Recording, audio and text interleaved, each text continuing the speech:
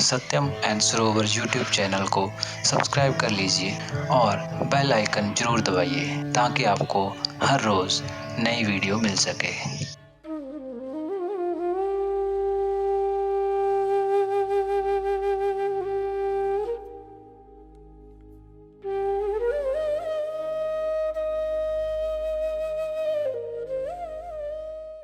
स्वामी जैसे ओशो ने अपने कई प्रवचनों में भी बोला है, जहाँ उनकी कई ध्यान विधियों में भी ऐसा है कि कई बार तो कहा जाता है कि जो आपकी नाभि से आपने ऊपर की तरफ जाना है, मतलब ऊपर के सेंटर की तरफ आपने यात्रा करनी है।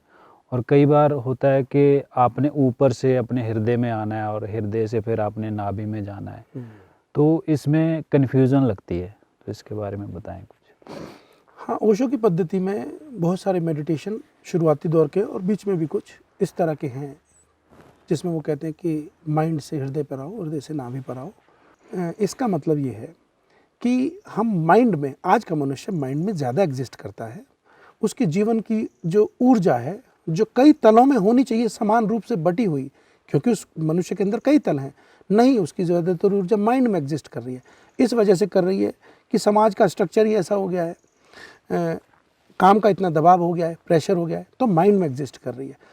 तो जब माइंड में एक तल में ऊर्जा ज़्यादा एग्जिस्ट कर रही है, तो ऐसे में वो आध्यात्मिक संतुलन आएगा कैसे जीवन में? जीवन को एक ही ढंग से वो जीता चला जाएगा, और बाकी जो 2 आयाम हैं, 3 आयाम हैं उसके, वो अनटच्ड छूट जाएंगे। तो सांकेतिक भाषा में, समझने की भाषा में ये कहा जाए कि माइंड से हृदय पे आना चाहिए ये, और हृदय से नाभि पे, ये तो एक बात हो गई। ये इस तरह से इसका अर्थ निकलता है। अगर आध्यात्मिक अर्थों में समझा जाए तो माइंड जो है, वो जो हमारा दिमाग है, वो किन्हीं भी जटिल चीज़ों को समझने का काम करता है। स्पष्टता की मांग करता है वो, कि कोई चीज़ है क्यों कही जा रही है, उसके पीछे की कहानी क्या है, इसलिए। और जब साधक को ये बात समझ में आ जाती है तो उसका प्रयोग करना आसान हो जाता है। बहुत सारे लोग ऐसे हैं जिनको ये आसान पड़ता है समझना और फिर प्रयोग करना। बहुत सारे ऐसे भी हैं जिनको समझना उतना इम्पोर्टेंट नहीं है, वो सीधा ही प्रयोग में उतर जाते हैं। अब ये अपना अपना ढंग है उनका, तो इसमें किसी की कोई निंदा नहीं है, कोई ऊंचा नीचा भी नहीं है। ये बात सच है कि जो हमारे जो निजी अनुभव हैं, आध्यात्मिक अनुभव अगर हम कहें, और आध्यात्मिक अनुभव कौन से हैं, अनुभव आध्यात्मिक होते हैं, कौन से साइकोलॉजिकल होते हैं, कौन से सिर्फ सोमेटिक होते हैं, वो तो विषय ही दूसरा है। वो तो अगर वहाँ बात करेंगे तो विषयांतर हो जाएगा। मैं सिर्फ कह रहा हूँ कि हमारा जो आध्यात्मिक अनुभव है, आध्यात्मिक अनुभव का मतलब होता है अपने होने का आनंद लेना, अपने एक कंप्लीटनेस, होलनेस, अपने में कुछ मिसिंग नहीं पाना, उसका सुख होना, एग्जिस्ट करने का, जीवन का, होने का एक सुख मिलना। ये ऑफ कोर्स ये बहुत बाद में जाके आता है, कहने में तो एक लाइन में कह दिया जाता है। ये है आध्यात्मिक अनुभव। तो आध्यात्मिक अनुभव में अगर हम इसको समझना चाहते हैं तो वो ये इसकी शुरुआत हृदय की भूमि पे होती है, अर्थात भावनाओं में होती है, वो माइंड में नहीं होती है। माइंड से समझा जाता है कोई चीज़ क्यों करनी, कितनी करनी, कब करनी, नहीं करनी, बंद कब करनी, शुरू कब करनी। लेकिन जो फुलफिलमेंट का एहसास है, जो आध्यात्मिक यात्रा के चरण हैं, तो जो वो एहसास है जो हम कह रहे हैं, होलनेस, कंप्लीटनेस, बिलोंगिंगनेस, उसकी शुरुआत भावनाओं के तल में होती है, जो कि माइंड से थोड़ा गहरा है, वो एहसास का तल है। इसलिए संकेत भाषा में कहा जाता है माइंड से हृदय में आइए। लेकिन जब ध्यान विधियां कराई जाती हैं, ये पीछे की कहानी तो बताई नहीं जाती है। जब ध्यान विधियां कराई जाती हैं तो वो कहते हैं माइंड से पहले माइंड पर विचार करो। तो आदमी क्या करता है साधक, वो बेचारा अपने सर का ख्याल करने लगता है। ये सर, ये वो सर नहीं है, इसके लिए नहीं कहा गया है। और फिर जब वो कहते हैं दूसरे चरण में आप हृदय पे आइए, तो वो जाते जाते इस एरिया को सोचने लगता है। इसकी फिजिकल माइंड की और फिजिकल हृदय की बात नहीं हो रही है, ये अंदरूनी मामला है।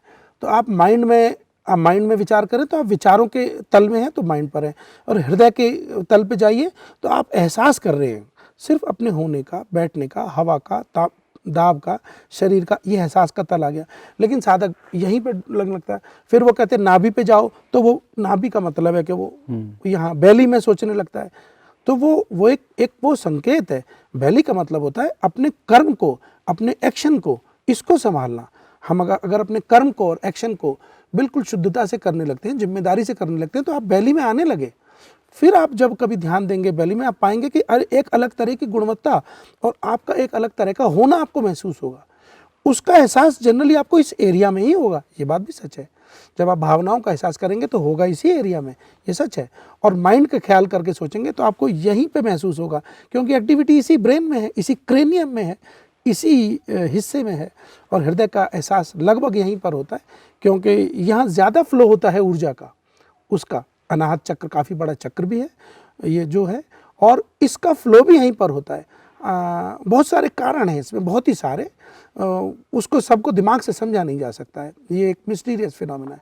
और जो हम नाभि पे जाने का हम कह रहे हैं कि वो हमारे एग्जिस्टेंस का, सिर्फ होने का एहसास के लिए होता है। ये फिजिकल लोकेशन ये एक बात है, लेकिन विधि में इस तरह से करा दिया जाता है, तो इसमें कंफ्यूज करने की ज़रूरत नहीं है। माइंड सबके पास है, हृदय सबके पास है, और नाभि का जो एक्शन का फोर्स है ये भी सबके पास है। ये तीनों रिसोर्स सबके पास है। धीरे धीरे जीवन को संतुलित और बुद्धिमानी से जीते हुए, सूझबूझ से जीते हुए, ईमानदारी से जीते हुए, आप पाएंगे कि तीनों तल अपने आप संतुलित हो गए। तो आप जब चाहेंगे आप हृदय का एहसास कर पाएंगे, जब चाहेंगे आप अपने होने का एहसास कर पाएंगे, यहाँ जिसको हम कहते हैं नाभि पर कहने के लिए।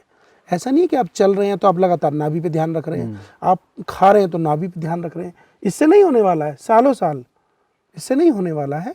ये तो विशेष, आप एक अपनी चैतन्य को एक विशेष धारा में बहाने लगते हैं तो वो कहीं ना कहीं वो उसको थोड़ा भोजन मिलता है, सक्रिय हो जाती है तो थोड़ी दूर का एहसास मिलता है, लेकिन वो एक राहत है, समाधान नहीं है उसका। पीछे का जो असल जो कहानी है वो ये है, जीवन के साथ जुड़ी हुई। हम क्या क्या कर रहे हैं, किस तरह से निर्णय ले रहे हैं, रिलेशंस को कैसे ले रहे हैं, पुरुषार्थ कितना कर रहे हैं जीवन में, ये है धीरे धीरे गहरे तलों में जाना, जिसको ऊपरी भाषा में माइंड से आना, हृदय पे, हृदय से आना, नाभि पे, ये कहा जाता है। कंफ्यूज होने की ज़रूरत इसमें